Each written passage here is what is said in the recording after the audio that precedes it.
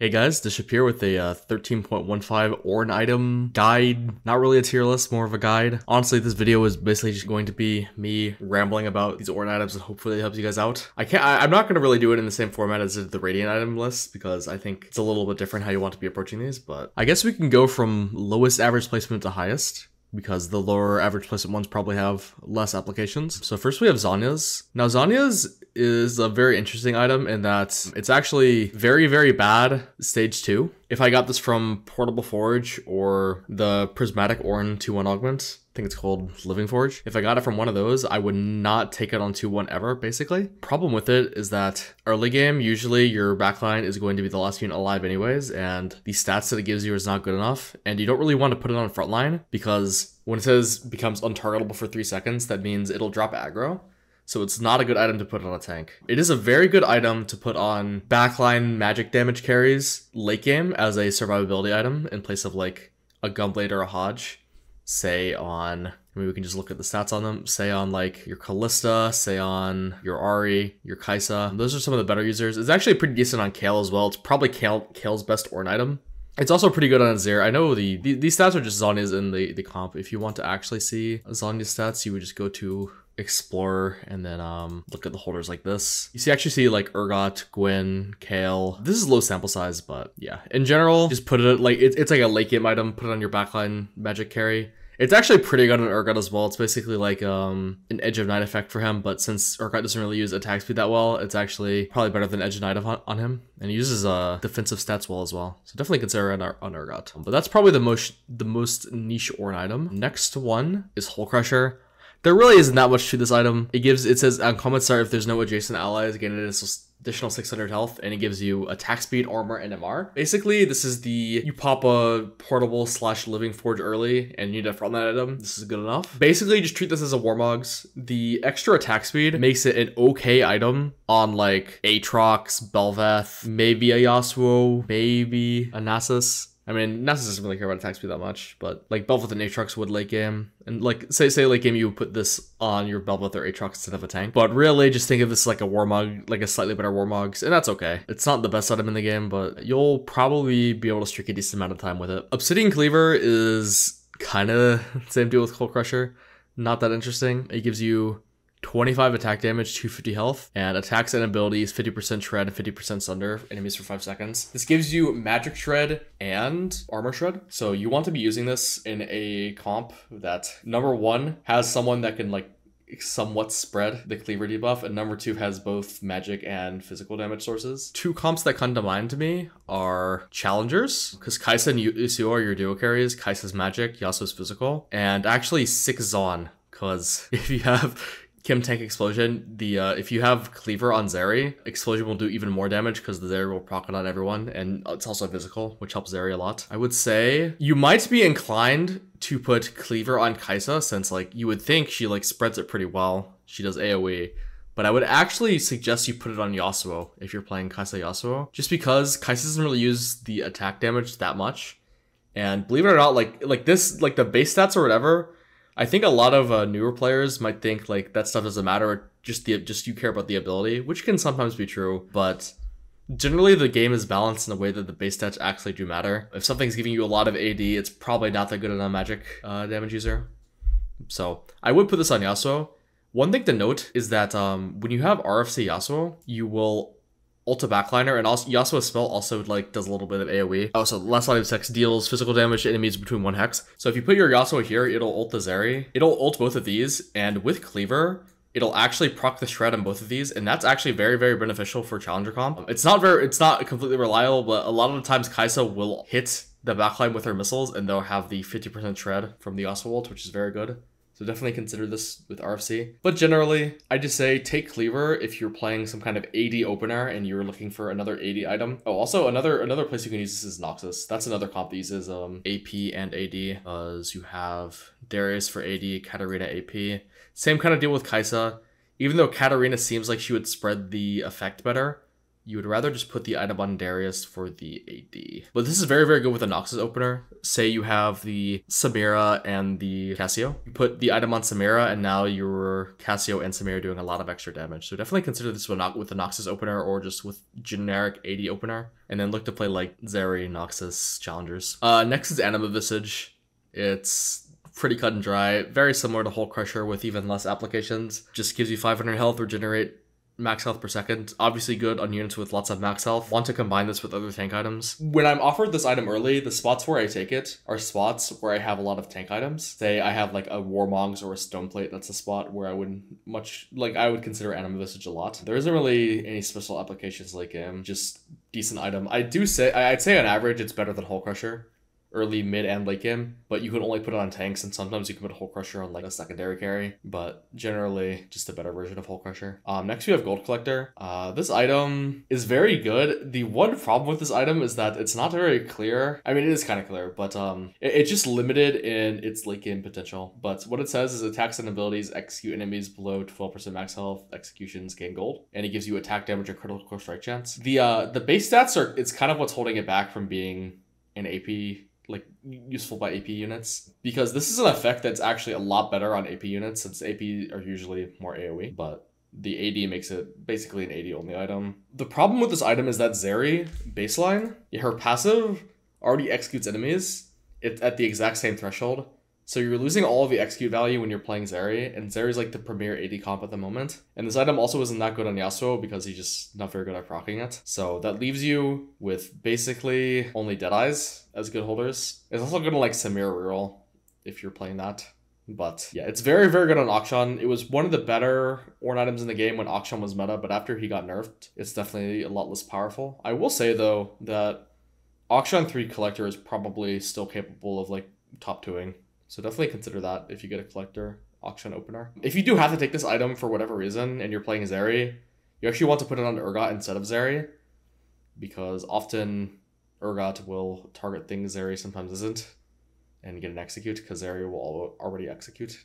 It's a pretty niche item at the moment, but it's powerful in the right circumstances. Next item is Randuin's. Now, personally, I think I actually underrate this item a bit. I don't think I take it as much as I should. The thing is, it makes your positioning really, really awkward, but it gives you, I probably should just read what it is if you don't know. It gives the user just 150 health, but combat start, it grants armor and MR to the holder and their adjacent allies. So basically, you want to be clumping with this, which is not that good in a lot of comps, but it can be doable in some comps. Comps this is doable in is just comps with a lot of sustain and or melee comps that are already kind of clumped anyways.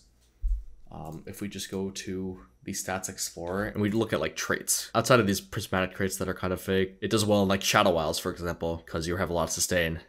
Slayer for like a similar reason. Yeah, it's very good on Noxus, because Noxus already is playing a bunch of melee dudes, so clumping isn't that bad, and Noxus gives you HP, AD, and AP. Armor and MR are the stats you're missing, so there's that. I remember vividly going against a 6 Noxus player who, I kid you not, top forward with like Darius 2, Cat 2, Warwick 2, like no other 5 class. Like his board was just garbage, but he had Randuin's just because he saved so much HP, and this was like a challenger lobby. I was actually dumbfounded about like how bad his board is. He actually outplaced a Darius 3 Katarina 3 just because he saved so much HP from Randuin's and Noxus. So these are the main things you want to be focusing on. It's good with Noxus, Invokers, and Bruisers. Bruisers is self-explanatory. The Bruisers have lots of HP, so giving them defensive stats is like a way to multiply their tankiness. So yeah, Armor and MR are good with high HP. It's the same way Noxus is good. A less obvious one is that it's very good with Invokers. Why?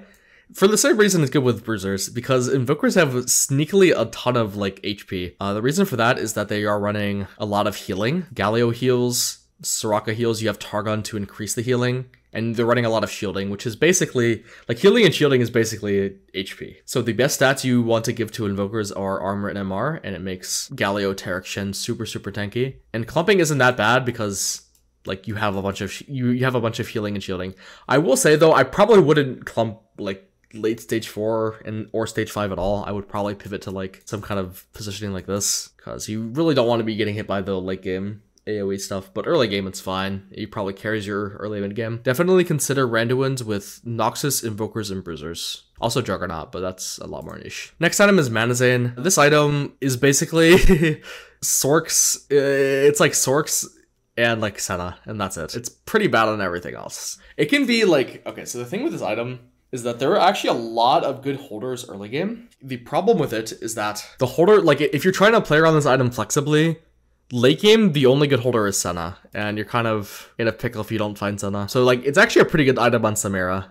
For like, actually maybe consider Samira roll with Manazane. It's okay on Rise as well. I actually lied. Senna and Rise. Heimer stats are usually fake because whenever you're itemizing a Heimer, you probably already won the game. So like, it's decent on units like Ashe, but do you really want to be committing like a gold or prismatic augment to giving your Ashe a Manazane? Personally, not really, but you have that option. But yeah, everything else is like pretty mid. It's very, very good on Ahri. Ahri Rise, it's good on like a bunch of the 5 costs, but after that, its late game applications go down a lot. When Sona Stork was meta, it was very good on Sona. It's decent on Vel'Koz, it's decent on Lux. Personally, I just choose to stay away from this item because I generally like units, or I like items that are like safe and flexible, not powerful but niche.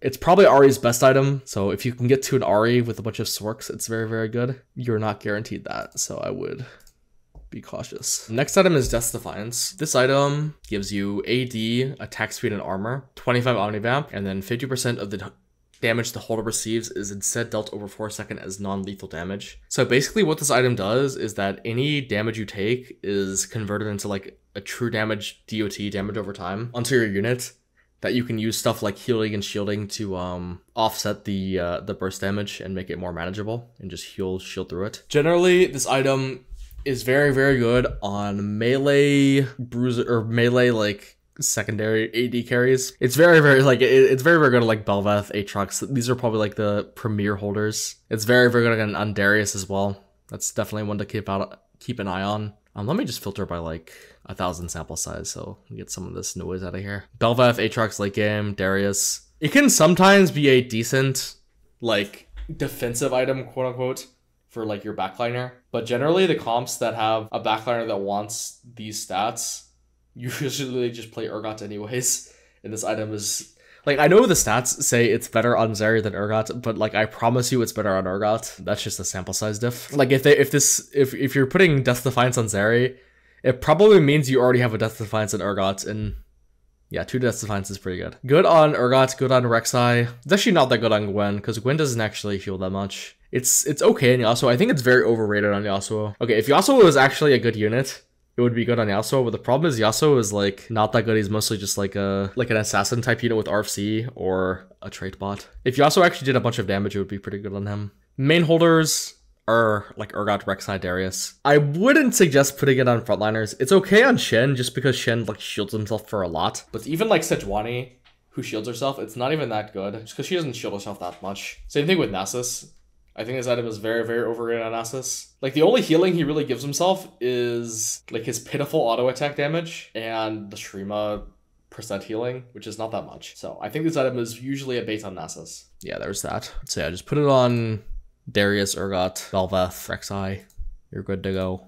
Blacksmith's Gloves, I guess is an Ornn item. You can't get it on 2-1, so I don't really think of it as an Ornn item, but I guess it counts. Generally, I put this on... I don't like putting this on backliners. I think there are too many useful tank items you can roll to put it on a backline. I think it's fine putting it on like a second row / utility unit, kind of like your Lissandra, your Urgot. It's very, very good on those. It's very good on like Yasuo. It's also just good on tanks. It's good on like... Yeah, it's good on tanks. It's good on second row units. I would not put it on backliners though. Eternal Winter is probably the best tank item out of these. So like if you were offered an anvil that was Anno Visage, Hole Crusher, Death's Defiance, Eternal Winter, I know it's not possible to C4, but just hear me out. You're always taking Eternal Winter. Eternal Winter is basically just straight up better than them. That's because this item gives you armor and HP and enemies who damage the holder. Note that it's not auto attack, by the way. It's damage. Are 20% shield for 1.5 seconds, and then after 7 shields, they are stunned. The reason that damage is important is that I think a lot of people make the mistake of always solo frontlining the Eternal Winter. Don't get me wrong, it's fine, but late game, almost every single primary carry people run have some sort of AoE multi-target that will make it always damage the Eternal Winter anyways. So you don't really need to frontline it, like solo frontline it. For example, Zeri multi-targets. I mean, Yasuo doesn't really, but like you don't care about him. Urgot same. Lux doesn't even get stunned anymore after her rework, so it's not even that good to Eternal Winter her. Kaisa multi-target, Aphelios multi-target. Okay, Azir, he doesn't multi-target, but Azir sucks, so it doesn't even matter. And like all the Sorks multi-target. You don't have to solo frontline it. Late game, early game you do, but it's so broken early game, you're probably just going to 5 streak for free. It's very, very good. The best user for it is Sejuani, because Sejuani, her passive is whenever an ally attacks a shield enemy, it does true damage based on her max HP. Eternal Winter makes it so her passive is basically always active whenever like units attack, whenever your units attack stuff. So like Azeri with an Eternal Winter Sedge will do like 4k-ish true damage around. It's very, very good. But this item is just good on tanks in general. The best Ornn tank item. It's got nerfed like 2 times a set. It's still the best tank item. Next is Triforce, or Infinity Force. Just gives you 25 of every stat. Now, you might think this is good on everyone, but everyone doesn't use stats equally. There are units in the game that appreciate some stats more than others, and generally, this item is good on units that like everything. And that's kind of weird to show. A better way to show it is just using the Explorer. Samira is actually insane with this, because her armor scaling is crazy with AP. This unit actually wants like a lot of AP, but she doesn't want to build like actual AP items. She just wants these hybrid items. Like the mana on her and the attack speed on her work really, really well. It's like it try for like these spots where I take Infinity Force out of 2-1 Portable Forge or whatever is usually just I have a Samira. She uses the stats really well. And usually I don't like to play reroll, so I just move it over to Zeri. Zeri likes a lot of these stats as well. The max mana helps her a lot. The attack speed helps her a lot. And her AP like makes her execute at an earlier threshold. It's also fine on Urgot. Urgot likes the defensive stats. It's good on Gwen, good on Callista, good on the Noxus units in general. Noxuses are balanced around being able to use AP and AD, because that's what their traits give you. Some units that it's kind of bait on, I think, is Aphelios. Aphelios doesn't really want any AP or like defensive stats at all, basically. He really just wants the AD and attack speed, and an item that gives you 25 AD and 25 attack speed is not that good. It's still a decent item, just because it gives you like so much, but it's definitely worse on him than it is Zeri. Yeah, same thing with all these other carries on the list. It's alright in Yasuo. It's less good because he doesn't really need the starting mana or the AP, so that's kind of wasted. Kaisa doesn't really want the AD. It's fine on them. It's fine on Rek'Sai as well. But generally, just consider Infinity Force when you have like some kind of Noxus Samir opener. And late game applications are mostly just Zeri and Urgot. Next item is Deathfire Grasp. This item is pretty straightforward. Just consider it as like a like an OP death cap. It's basically death cap that gives you 30 mana and some percent damage. Best users are Lux, but basically just put this on any AP unit and it's very good. That's not the right stats. They keep quote unquote nerfing this item, but they like buff it. And then so they made it so like the holder, like they made the holder deal like less percent damage or whatever to like the one target, but they like increased the duration for like doing damage to all the targets, which is probably just a buff, but I think they'd like meant to nerf it. This item is just good. 50 AP, 30 mana. It's like the best Ornn item for all the AP units. So if you're playing an AP comp, put this item on your AP carry. And that's about it. There's no real baits with this. I guess Azir. It's not that good on Azir. Mostly because if you're giving this to Azir, you're not giving it to Lux, and Lux is just a better carry. Doesn't really give him attack speed, which he wants as well. The mana is kind of wasted since he only gets 1 tier item to instacast. So I guess that's why it's better than Azir. So yeah, it's good on all the AP units except Azir. That's still pretty good. Sniper's Focus gives you AD, attack speed, and AP. Grants 1 bonus attack range. Attacks and abilities deal 10% increased damage for each text in between the holder and their target. This item is basically just, is your unit damaging units further away? If so, item very good. And that is usually the case with carries in this game. The ones that abuse it pretty well is just, okay, the reason it's good on Samira, it's not because she's like damaging units further away. It's that I'm pretty sure percent damage with the Samir unit is just broken because like she reduces units to negative armor. Negative armor means they take an increased percent damage, but that percent damage actually multiplies with percent damage from stuff like snipers and GS. So I think that's why it's like broken on Samira. But it's broken on like Ahri, because Ahri hits the entire board. She'll like do like 90% increased damage to units further away. Very, very good. It's good on Zeri because Zeri also hits the whole board. It's probably Zeri's best Ornn item. When I see Sniper's Focus out of an Anvil, or out of Portable Forge or whatever, I'm heavily angling Zeri because she used the item so well. Same with Karma. Karma snipes the whole board. Very good. It's good on Bel'Veth because it gives you extra range, but that's whatever. It's also good on Zeri because of extra range. It's decent on Aphelios, decent on decent on Kai'Sa, decent on Lakshan, decent on Lux. The baseline for this item is decent. That's why it's good. The high roll potential is just crazy. That's why like I don't really like items like Manazane, because Manazane, like the high roll potential is still there, but the mid roll potential isn't. Like Manazane Lux is whatever, but then you can put snipers on like 10 different units, and you can also put snipers on Zeri, which is another like high roll for a 4-cost unit that you can reasonably play for most games. Yeah, just put this on any backline carry. The ones that uses the best are just Samira, Zeri, Karma, Ahri. And then Trickster's Class. I actually think this item is the most powerful Ornn item and also the most misplayed. And I don't blame people for misplaying it, because when I first saw this item, I also misplayed with it. What this item does is it gives you attack speed, armor, MR, and crit chance. And it summons a clone with 70% max health and 20% increased maximum mana, and you cannot equip items to the clone. Now, from my previous knowledge on like previous sets, there was an augment in the game called like Woodland Charm, and what this augment would do, it would copy your unit with the highest HP and it would have no traits. Pretty similar to Trickster's Glass, but the unit you copied would have full HP, and like I don't think it had increased max mana. And with Woodland Charm, you basically always, no matter what, wanted to copy Frontline. You would often take this and like with 3-cost Kai'Sa reroll, and you would copy like your Rammus or Cho'Gath. And even if you had 3-star Kai'Sa, you still wanted to copy your like Rammus 2. So when I looked at Trickster's Glass, I assumed like, oh, I'm just gonna copy my Frontline, get some extra Frontline, that's pretty good. And I'm here to tell you now, no, that is a bait. Do not put this item on Frontliners. And the reason why is because like all has to do with the downside. Now, 70% less max health and 20% max mana doesn't sound like a lot, but it is basically like, so there's this thing in the game called multiplicative scaling. I talked a bit about this earlier with the random ones, about how armor and MR multiply off of HP to give you more effective tankiness. Trickster's Glass has like negative multiplicative scaling, and the reason is that increasing your max mana scales really badly with lowering your max HP, because most frontliners are balanced around being able to cast once with super high max mana pools and decent and high HP pools. If you decrease both of them, your frontliner is not casting. Your Jarvan clone is not casting. Your Sejuani clone is not casting. Your Shen clone is probably not casting unless you have 6 Invoker. Most of the stuff you think is going to cast is not going to cast because you just don't have enough mana. Or like you're just going to die before you have enough mana. Now, this item is really broken on backliners. I will just pull these stats up.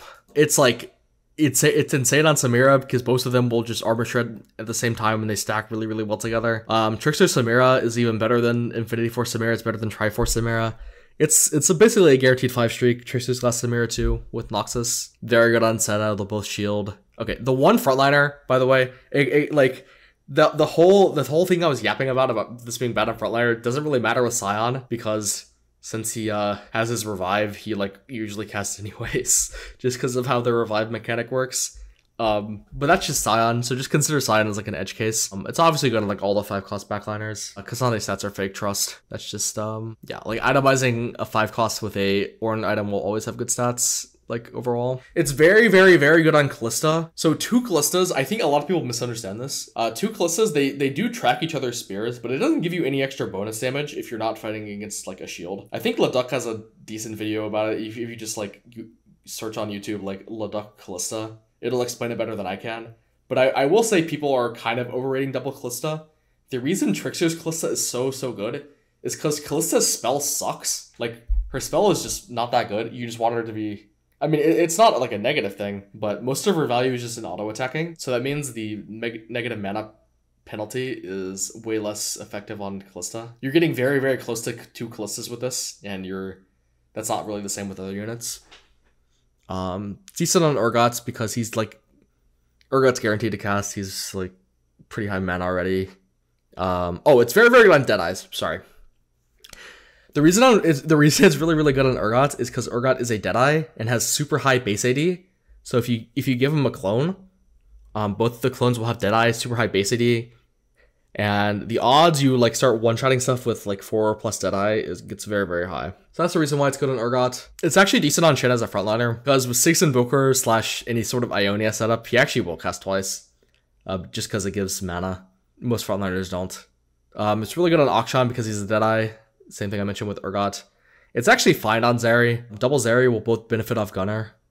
I actually built Trickster Zeri a lot. It's decent stuff like Kaisi Yasuo, and then you see like Nasus Jarvan stats, so like okay, but I promise you can do better. All right, we can look at the niche units, just a bunch of other backliners. Actually pretty good on Lux. But yeah, I don't think it's a bad, okay, it's not, I think I might have been overselling how bad it is on frontliners. It's not that bad, but I will say it's usually a lot better on backliners.